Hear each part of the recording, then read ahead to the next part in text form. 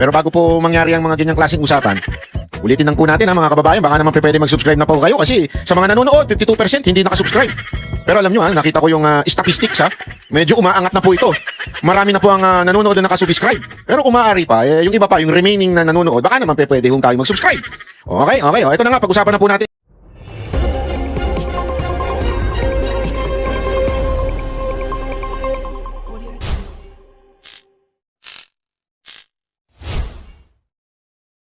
Yung kasi, galit na galit ang taong bayan. Lalong-lalo yung mga teacher, tiningnan ko, research ko sa TikTok. Ilagay nyo dyan, Auntie Claire versus teacher, tingnan ninyo. Galit na galit yung mga teacher talaga sa kanya kasi, alam mo, wag mo lalahatin kasi, wag mo lalahatin. Ang ginawa mo, generalize mo. Tapos, isinagot mo pa doon sa time na may shooting. Di ba parang, anong connect nun? Para mo baga sinasabi, dahil dito sa mga teacher, kaya itong estudyante na maril. Kasi ang tanong sa'yo tungkol doon, reaction ninyo, reaction ng Malacanang regarding doon sa shooting sa Ateneo. Ang sasagot mo dahil walang modo yung mga teacher?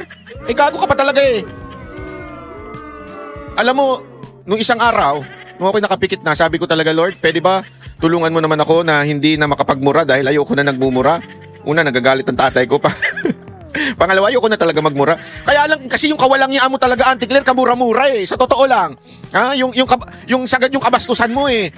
Dapat ka talaga murahin eh. Yung mga teacher na ang pangit tuloy na dahil sa shooting, yung teacher dahil walang modo. Ewan ko sa'yo.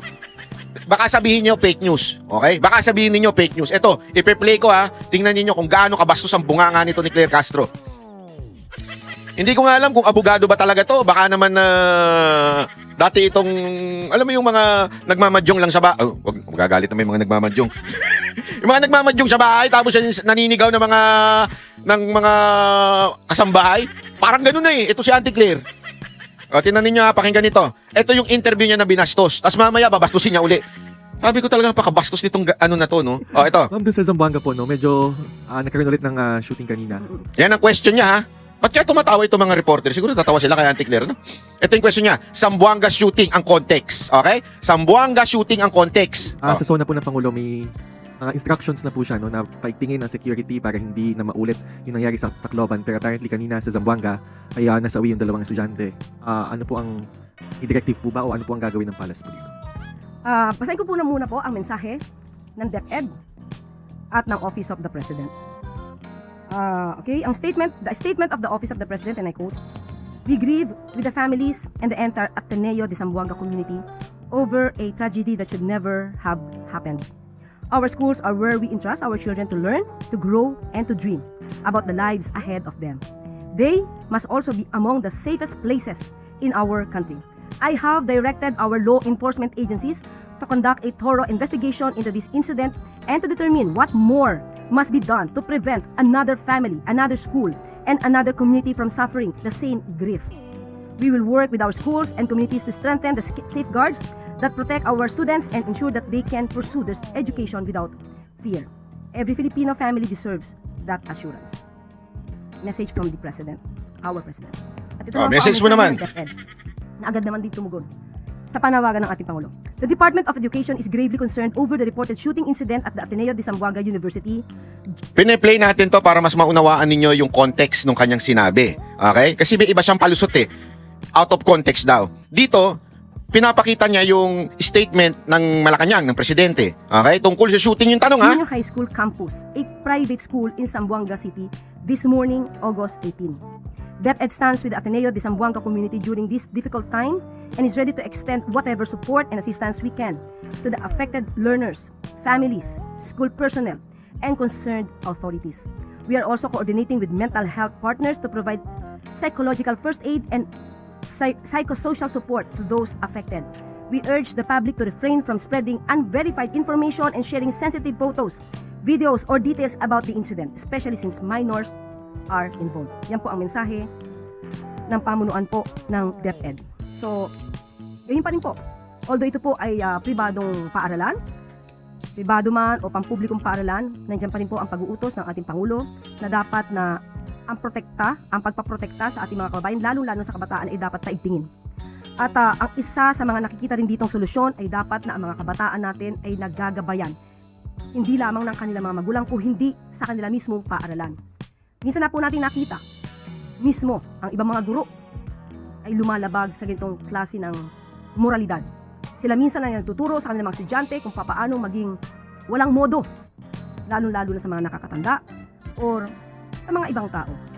Panahon na po, hindi lamang po ang gobyerno, lahat po tayo. Kita ninyo yung context, di ba? Napakalinaw mga kababayan. Anong context? Pagkatapos niyang basahin yung statement ng Malacanang ng presidente regarding the shooting, siya naman po nagbigay ng kanyang lintik na opinion. Ulitin natin na baka sabihin niyo binobola ko kayo. Oh. Kabataan natin ay naggagabayan pamunuan po ng DepEd. Yan. So, yan yung statement. Ano ang kasunod niya? Yun pa rin po. Although ito po ay pribadong paaralan, pribado man o pampublikong paaralan, nandiyan pa rin po ang pag-uutos ng ating Pangulo na dapat na ang pagpaprotekta sa ating mga kababayan, lalo-lalo sa kabataan ay dapat paigtingin. At ang isa sa mga nakikita rin ditong solusyon ay dapat na ang mga kabataan natin ay naggagabayan. Hindi lamang ng kanilang mga magulang kung hindi sa kanila mismong paaralan. Minsan na po natin nakita, mismo ang ibang mga guro ay lumalabag sa ganitong klase ng moralidad. Sila minsan ay nagtuturo sa kanilang mga estudyante kung paano maging walang modo, Oh. lalo-lalo na sa mga nakakatanda Ayun. or Oh. sa mga ibang tao. Oh. Panahon na po, Panahon na. hindi lamang po ang gobyerno, lahat po tayo, especially pag nasa school. Kayo po ang magsilbing Kita ninyo? Wala siyang ano eh. Ito problema kasi dito sa babae na to eh. Sa totoo lang. Ang sarap bastusin kasi bastos talaga eh. Wala siyang pagtanggap na yung kanya ha. Huwag natin pag-usapan yung statement ng Malacanang kasi yung statement ng Malacanang, puta chat GPT lang yan eh. Ginaganon nyo lang kami. Huwag nyo kami ginagago dyan. Yung mismong saloobin niya. Ano saloobin nito? Ano saloobin ng Malacanang? Ito yun. Diba? Ano yun? Yung mga teacher kasi, mga walang modo, hindi tinuturuan yung mga estudyante. Alam mo, as a government, you are the government. You're part of the government. Sana man lang konting pagpapasensya at papaigtingin natin ng kapulisan, ang security doon, kakausapin nyo ang DepEd para, alam mo yun, sana yung ganun eh. Yung ganun ba na merong pagkukulang sa DepEd na tila kailangan ng ganitong mga departamento o nagtuturo sa ating mga guro. Alam mo yung mga mistakes na pwede sanang aminin na lang tapos gawa ng paraan. Hindi eh. Yung mistake, itinuro mo doon sa iba. May asawa ba to?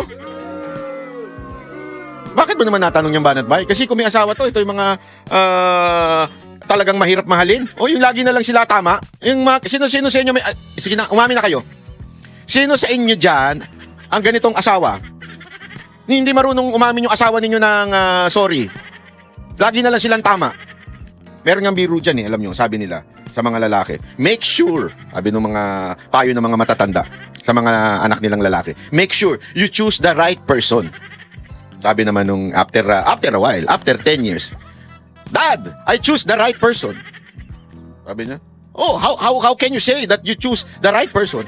Because she is always right. Di ba? Parang ganito si Auntie Claire eh. Mantakin mo, para bagang walang mali ang gobyerno. Ang dami nga nagagalit doon sa post ko din eh. Sabi, bakit mo naman sinisisi si Marcos o ang presidente dito sa Ateneo? Private ito. Gago pala kayo eh. Sa totoo lang, ang DepEd, hindi naman nasakop lang yung public eh. Pati naman ang private, sakop niyan. At the same time, kung saan nakalugar yan, sakop pa rin ng kapulisan yan. Kasakop pa rin ng barangay yan. At yung barangay nasa ilalim ng LGU. At yung LGU nasa ilalim ng DILG. So wag kayong magpalusot at sasabihin niyo walang kinalaman ng presidente dito. Gago. Kung ang presidente kinakatakutan, walang mga ganito. Yan ang subukan ninyo noon panahon ni Pangulong Duterte, ganyan. 'Di ba? Baka pati yung tatay wala na. Sa totoo lang. Alam mo kasi ang tao kasi hindi yan dalawa lang ang inaano niyan, ang laging dahilan kung bakit susunod diyan. Bakit? Because nakikita nila may care. At the same time, may takot. Hindi pwedeng puro care. Hindi rin pwedeng puro takot lang. Dapat kombinasyon yan. Tapang at malasakit. Yan ang meron si PRRD dun eh. Diba? May tapang siya. Pag talagang galit siya, galit siya.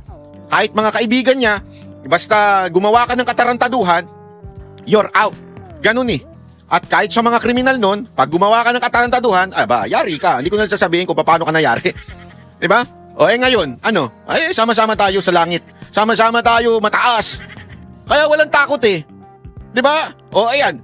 Alam mo, yung mga, kasi ngayon, tinuturo nila yung mga website na ganito, ganyan. Matagal na yan. Alam mo, kolehiyo pa lang ako meron na yung website na yan. Alam ko yan. Alam ko yung mga, basta hindi ko na lang iaano kasi I truly hate that yung mga ganyang klaseng website. May mga ganyan talagang website, huwag nyo ituro doon lang sa website na yun. Ang tarantado dito, DICT. Bakit hindi nyo ma-implement ang ban? Alam mo, ito yung bagay na sa tingin ko isa sa dahilan kung bakit ang bilis umangat ng China ng todo-todo. Alam mo doon sa China, kahit anong gawin mong VPN, kahit anong gawin mong eSIM, ang hirap talaga makakonek doon sa mga website na hindi nila inaalaw. Oo, makakakonek ka in certain hours, one day, pero madidetect ka agad yung ginagamit mong VPN at ilang mawawala na kagad, hindi ka na makakagamit. I don't know how they do it. Pero sabi ko nga, di ba, I like China, yung lugar hindi yung pamahalaan. I mean, yung lugar. Gusto ko yung lugar nila, pero napakahirap talaga, parang ayoko nang bumalik. Kasi parang na out of touch ka sa world eh. Kasi ang bagal ng internet pagdating sa mga social media, ang bagal. Pero doon ko nga na-realize, too much freedom, talagang it will kill. Too much freedom. Sa atin, lahat gagawin mo eh. Wala namang bawal sa atin eh. Sa totoo lang, yung batas sa atin, suggestion lang yan. Bigyan ko kayo ng halimbawa. Yan lintik na LTO, di ba? Puna ng puna doon sa mga plaka-plakang ganyan. Pero isang araw lang, may artista. Pinalitan niya yung plaka ng kanyang Porsche. Suspension lang. I mean, namimili eh. MMDA, isa pang walang silbi yan. Yan ang pinakawalang silbi sa lahat, MMDA. Lalo na nung pumasok si Tory dyan. Dati kahit papaano, medyo may silbi kayo eh. Nung pumasok si Tory dyan, lalo kayo na walang silbi. Totoo. Alam mo yun, walang ginawa, tapos sisisihin ng ang basura. Diba? Yung sasabihin nilang kahigpitan sa NCAP, namimili lang sila na mahihigpitan. Yung mga, alam mo na, yung mga VIP, kuno, dyan, hindi naman nila hinihigpitan. Yung mga sarili nga nilang traffic enforcer, minsan wala pang helmet eh, mga animal eh. Sorry alam mo, ikaw, isa ka pa, si Go, yung yung taga-MMDA na mahilig din mag-video-video ng kanyang mga tauhan. Hindi naman siya mga tauhan niya, pero mahilig sa camera kasi. Nakita niyo yung paano siya mag-react nung kay Governor Singson? Di ba? Natakot. Pero nung mga kalaban ay yung mga nasa baba, yung mga taong bayan, ang tapang-tapang. Pero nung kay Gob parang, again wala akong pinipili dito. I don't care kung si Gob yun, Singson yun. Dapat hulihin kung dapat hulihin. Hindi yung ay si Gob yan. Peke eh. Yung katapangan peke. Kaya ako nabibuisit eh. Tapos panayang collab mo sa ibang mga influencer. Alam mo, eto tama sana yung ginagawa nito ng MMDA na to. Ang problema, hanggang may mga tiwali kayong MMDA, nawawalan kayo ng credibility, yung moral authority. Kaliwat kanan pa rin dyan ng tiwaling MMDA, ba't di nyo matanggal? Kaliwat kanan pa rin yung mga nagtatagong MMDA, di nyo matanggal. Diba? Oo, maayos yung iba, pero marami pa rin dyan, alam mo yun, ang akin lang, ito lang mga kababayan. Huwag kayong pumuna ng iba, lalo na kung kayo ay nasa gobyerno, kung kayo mismo, gago. Ganun lang kasimple yun. Kung kayo ayaw nyong umamin na may kasalanan kayo, tapos pupuna kayo ng iba, katulad nito ni Auntie Claire, isang kawalang yaan. Yan ang totoo eh. Isang kawalang yaan po. Yung ganyang klaseng estilo ninyo. Tingnan nyo Guro sa ating mga kabataan.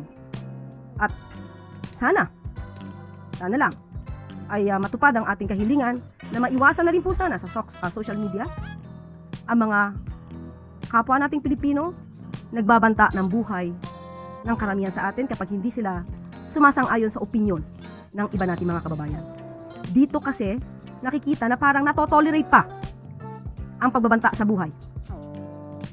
Pagkilala na may assassin at handang pumatay. Hindi po. Yan kasi ang problema. Yan kasi ang problema. Alam mo kaya mga kababayan, napakinggan ko nga ito sa isang preaching nung pastor na si Stephen. Hindi po ako membro ng church niya pero nakikinig po ako sa ang ganda ng mga sinasabi niya doon, lalo na doon sa bitterness o yung pagle-let go. Ito problema kasi kay Yusek Claire. Hindi ko alam kung ang mission niya laging i-connect ang problema na nadadanasan natin sa mga Duterte. Eto, pinaparinggan na naman niya si VP Sara Duterte, ikino-connect niya si VP Sara Duterte dito sa shooting. Kasi daw parang ang pinupuntirya niya dito ay merong culture of violence yung pinapakalat ni VP Sara Duterte dahil doon sa assassination, dahil doon sa babayaran ka lang ng 5,000, ganyan-ganyan. Hindi niya maintindihan na hindi naman sinabi ni VP Sara Duterte yun para i-promote. Sinasabi ni VP Sara Duterte yun ang realidad na nangyayari ngayon. Na yung buhay ng tao, kung dati 50, 10, di ko alam ha, wala akong alam sa ganyan, pero sinasabi niya ngayon, may naririnig-rinig siya, 5,000 na lang para ang isang tao ay kumitil ng buhay. Yun ay realidad. Hindi niya pinopromote. Hindi niya sinasabing, tanggapin natin yan. Hindi yun. Realidad yan na dapat mawala. Tapos sasabihin nito, eto, iko-connect na naman niya. Mag-culture of violence, assassin. Kaya ka, alam mo, sumasablay. Kasi yung laman ng puso mo, hate. That's the truth. Yussi Claire. Hanggang magsasalita ka na ang laman ng puso mo ay puro hate sa mga Duterte, sasablay at sasablay ka. Always remember that. Ito si Auntie Claire, ano ito kulang sa EQ. Alam mo yung EQ, emotional quotient, kulang Kasi ang emotional quotient, yung mga strong, kailangan kaya mong kontrolin ang emotion mo. Whether you're happy, whether you hate, any emotion you can control so that when you speak, when you decide, hindi apektado ng emotion, pero utak ang gumagana. Dito, wala ng utak, pati emotion, yun lang ginagamit niya. Di ba? Isipin mo, wala ka nang utak. Hindi, isipin mo, wala ka nang utak. Tapos, magpapadala ka pa sa hate mo sa mga Duterte, kukonek mo lahat. Sa pag-connect niya tuloy, naano niya yung mga teacher. Ito magandang ehemplo. Kaya sa atin sa lahat, magsilbing aral po sana ito. Huwag itolerate ang ganitong klaseng pananalita at huwag natin itolerate ang mga ginagawa na mapang-abuso, especially ng mga public servants natin. Kasi ito po ay magiging modelo na hindi dapat naman sana napamarisan.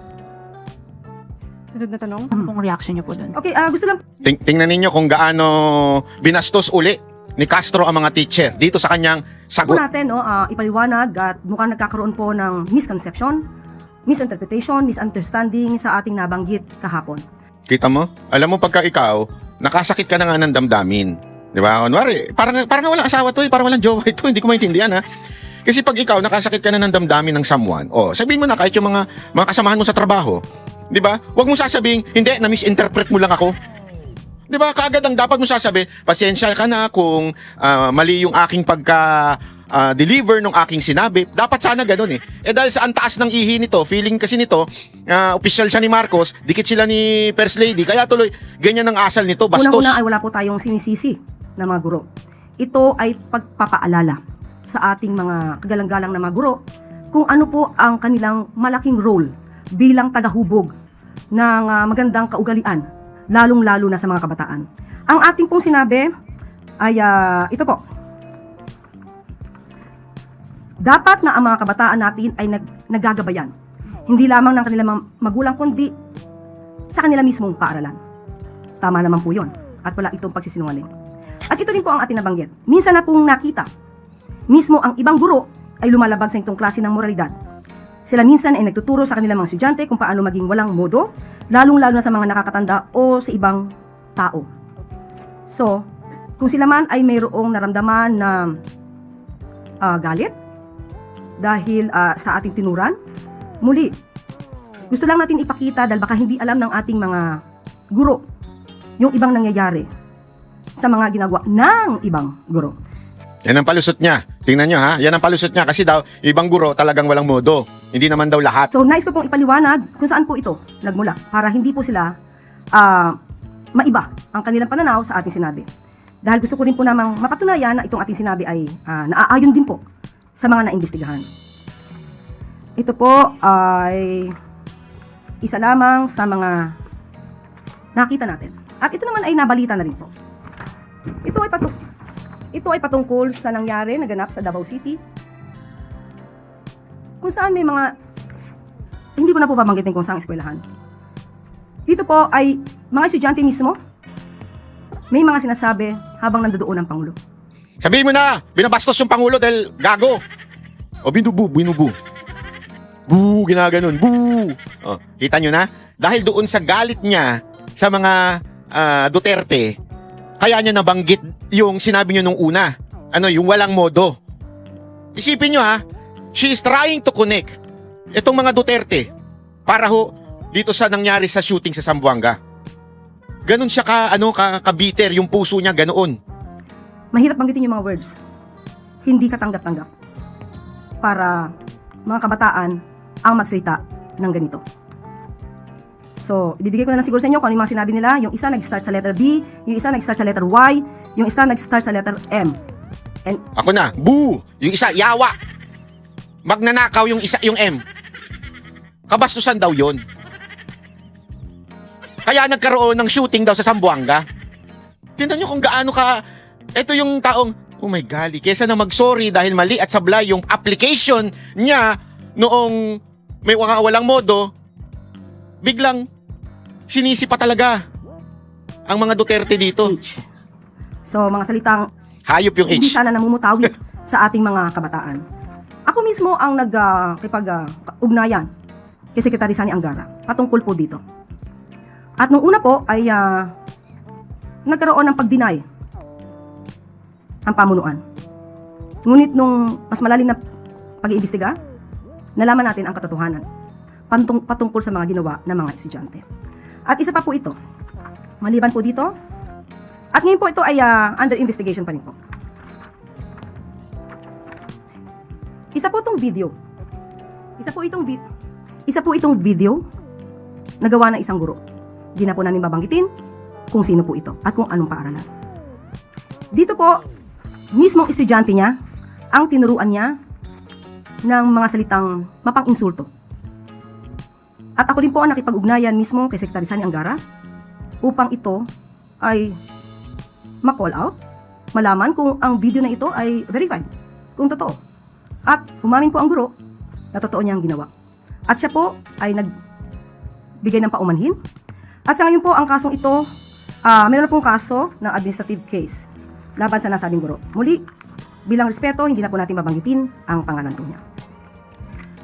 At dahil po dyan, sa pangyaring yan, ay naglabas po ng reminder on responsible use of social media by all DepEd personnel. Ito po ay nilabas noong August 11, 2026. Nakikita nyo? Any attack to the president, kailangan niyang ipagtanggol at i-redirect sa mga Duterte. Ng DepEd mismo. Kung saan sinasabi, this office has received reports of social media posts involving teachers and other school personnel that professionalism expected of DepEd personnel. So may mga lumabag po sa mga tamang kaugalian na nakikita ng kanila mismo mga estudyante. So nauunawaan po natin kung saan po nanggagaling ang ating mga guro, pero wag po nila sanang masamain kung atin lamang nire-remind at pinapaalalahanan na muli na napakalaki po ng inyong role bilang pangalawang magulang sa ating mga kabataan at hindi ko po kailanman hindi bibigyang galang ang mga guro. Dahil ang aking ina, hindi pa po ako pinapanganak, ay isang public school teacher sa Malolos Marcelo H. Del Pilar High School. Hanggang siya ay namayapa, nanatili po siyang guro. So muli, nais lamang po nating ipakita sa mga guro na hindi po kayo lahat, hindi po kayo sinisisi. Ito ay pagpapaalala. At sa mga ganito po, kung meron po kayo nakikita mga inyong mga kasamahan na maaaring lumalabag sa alintuntunin para sa mas magandang pagtuturo sa ating mga kabataan, ay kayo na po rin ang tumulong sa ating pamahalaan. At ito rin po ay makakatulong sa ating mga kabataan. Hindi po natin ito pwedeng hindi isang mga paaralan. So sa ganito po ay Antayin nyo, meron pa sasabihin to sa dulo. Antayin nyo. Napakalaki po ng inyong mga katungkulan para sa paghubog na magandang kaugalian, magandang asal or magandang attitude sa ating mga kabataan. At So talagang hindi niya binabawi yung sinasabi niya. Mas lalo niya pang dinagdagan. sa ACT Teachers Party List, hindi po ito paninisi. Sana ilagay po natin sa tamang konteksto ang aking sinabi. Hindi ito pag-atake sa mga guro. So, simple lamang po, ang ating mga guro, maaari po nating turuan ang ating mga estudyante kung paano magbigay ng tamang pagpapahayag. Kung meron silang sasabihin against the government, karapatan po yan. Pero iba po ang pagtuturo ng freedom of expression at iba rin po ang pagtuturo kung paano ito isasagawa ng walang pang-iinsulto at walang pakita ng maling pag-uugali. So kahit sino po ang ating maging presidente, ito pong aral nito ay dapat na manatili sa atin. So siguro tanungin na lang po natin ang Papalusot ka, ha? ACT Teachers Party List. Sa ganitong naipakita natin na nangyari ng mga paglabag ng ibang mga guro, hindi po lahat, ha? Hindi ko never kung sinabi na lahat. Ano po ba kaya ang nagawa nila para mas maiangat natin ang tamang kaugalian sa ating mga kabataan? Tingnan po natin kung nakundina ba nila itong mga isang teacher, yung ibang mga teachers na nagsagawa ng ganitong pagtuturo ng maling asal sa ating mga estudyante. So muli, ang mga teachers po, iginagalang po natin yan. Malamang ay nagkaroon lamang po ng Misunderstanding. interpretation dahil yung nagpalabas ng opinion Pakawalang ay niya mo mali talaga. po yan. Dahil sinabi na sinisisi po natin ang mga guro. Hindi po kailanman natin sisisiyan ng mga guro. Ito ay isang paalala lamang. At pati naman po, ang DepEd ay meron din po silang mensahe patungkol po dito. Gusto lang linawin na hindi ito tungkol sa paninisi sa mga guro. Ang punto ay kilalanin ang napakahalagang papel nila bilang pangalawang magulang ng ating mga learners. Malaki ang papel nila sa paggabay, pagprotekta at paghubog ng values and character ng ating mga anak. Pati na rin ang pagiging mabuting halimbawa sa kanila. So yan po mga guro, kayo po ay iginagalang at binibigyang respeto lalong-lalo na ng Pangulo at ng administrasyong ito. In that lengthy Ayan. response, you did not Ayan ha, eto ha. Pinapakinggan natin yon kasi para malaman ninyo yung konteksto. Kung bakit ko nasabing binastos uli ni Claire Castro etong mga guro. Ito naman yung katanungan ng isang reporter kung nagsorry ba siya o hindi. mention the word apology. So you're not apologizing to the teachers. Regardless if these are members of Alliance of Concerned Teachers or baka meron lang po mga ordinaryo mga guro na nasaktan doon sa sinabi ninyo. Kaya nga po, sabi po natin, kinikilala po natin yung nasaktan nilang damdamin. At gusto kong ipaliwanag kung saan maaaring nanggaling yung sama ng loob nila. Dahil never po ako nanhisi ng guro. Maliwanag po yung sinabi natin. Nakakita ninyo? Tinanong siya, so hindi ka nagsasorry? Hindi ka nag-apologize? Yes or no lang naman eh. Ang dami mong palusot. Tingnan mo kung paano pa siya sagutin ha. Kahapon. So sa mga nagdaramdam, ito po ang maliwanag na, ito po ang aking ipinaliwanag sa inyo para po maibsan yung inyong sama ng loob kung meron man po. Kasi dapat ilagay lang po natin sa tamang konteksto yung nangyari. So no apologies, Yusek. Ivan, hindi tayo pwede dito magkaroon ng, sorry for the word. Ayoko magkaroon ng additional na pang-iintriga dito. Dahil, muli, gusto kong linawin, Ayaw mong man sabihin yung word pero sinabi mo rin no? O, di ba? Ang dating pa pala nung tanong ni Ivan, pang-iintriga. Di ba? Hindi siya iniintriga. Oh, tingnan ninyo yung sagutan nila ni Ivan ha. naiintindihan ko po kung saan ang gagaling yung mga guro.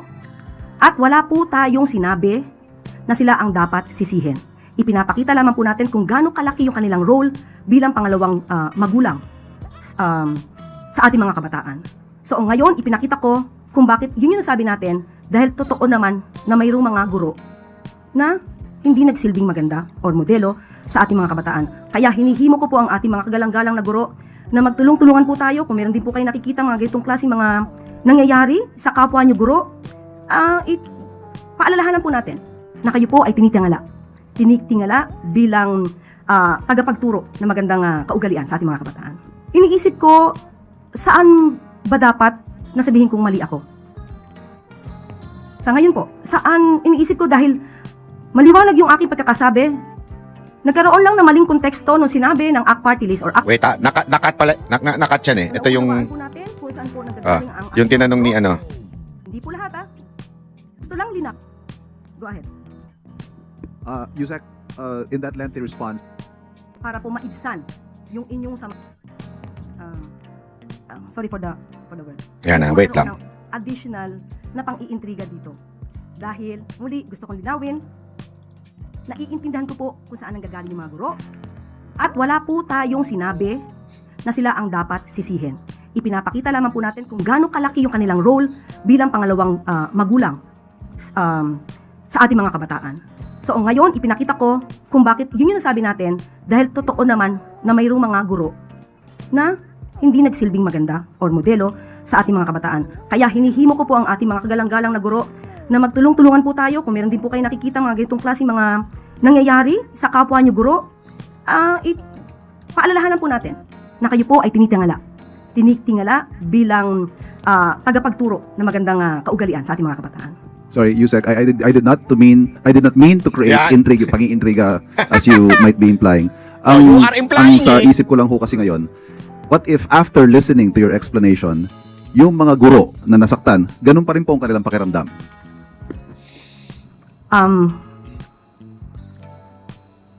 Iniisip ko, saan ba dapat nasabihin kong mali ako? Sa ngayon po, saan iniisip ko dahil maliwanag yung aking pagkakasabi.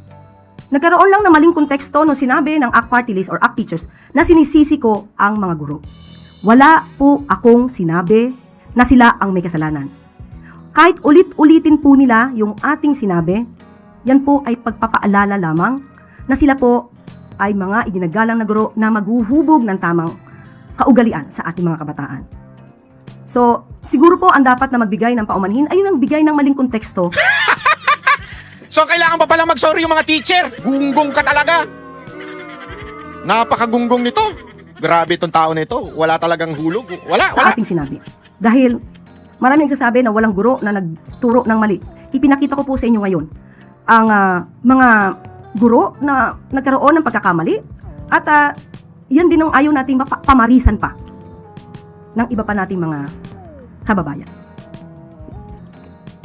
Ay nako mga kababayan, talagang dito mo makikita kung gaano kabastos itong tao na ito. Pinuna siya dahil una sinagot naman niya talaga doon sa tanong o reaksyon ng Malacanang regarding sa shooting sa Zamboanga. So sinabi niya na yung iba mga teacher wala talagang modo. Bastos talaga. Oh.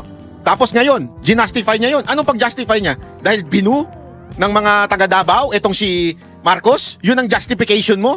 At yung teacher na nagturo na the president is BBM o Marcos is ganito? Sabihin na nating not appropriate for a teacher to do that. Okay? Sabihin na natin ganun. But it doesn't have any relationship doon sa shooting sa Ateneo. Dahil tinuruan mong magbu. I-ano na natin, i-assume na natin na tinuruan silang magbu, tinuruan silang magsabi ng yawa, tinuruan silang Ibig bang sabihin nun, papatay na sila?